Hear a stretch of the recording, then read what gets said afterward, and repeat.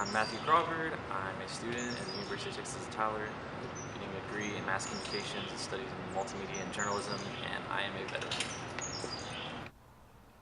Matthew Crawford had many different jobs when he served in the United States Navy. When I was in the Navy, pretty much my day would start. They call reveille, and then I go clean like everybody does. And then my jobs deferred whether or not I was on shore or out to sea. If I was on shore, I did a lot of cleaning and a lot of maintenance, a lot of painting and preservation, because you are on a huge metal ship in salt water, so it rusts. Did a lot of grinding rust, repainting the ship.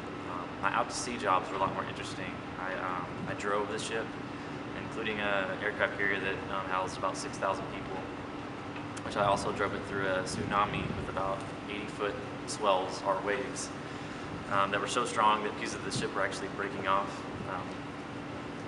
Then later on, I moved on to a smaller ship. I became in charge of most of the tools, air-powered tools, because I'm really good at fixing things. And I was in charge of the upkeep of the tool room because tools over time break. So I did a lot of maintenance and repair and actually built a lot of my own custom air tools. But yeah, most things that people are always interested in is, I drove the ship. Matthew faced many different challenges being in the Navy. One of the hardest things was being away from his family and friends back home.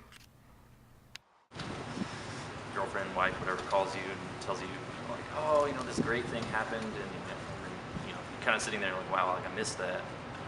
Have no way or possibility of being involved, and you just have to wait because you have no choice. You kind of like give up a lot of your rights, so you have no choice because you're the one making the sacrifice. So yeah, it's hard. You get kind of lonely out there sometimes, especially overseas.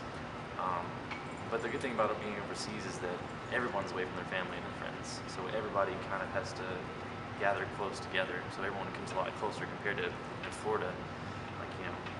Everybody has their girlfriends and friends easily, drive on by, so nobody's near as close. Like in Japan, it's like, oh yeah, that's your family right there. And if you don't settle into that idea, you're going to be a very lonely person.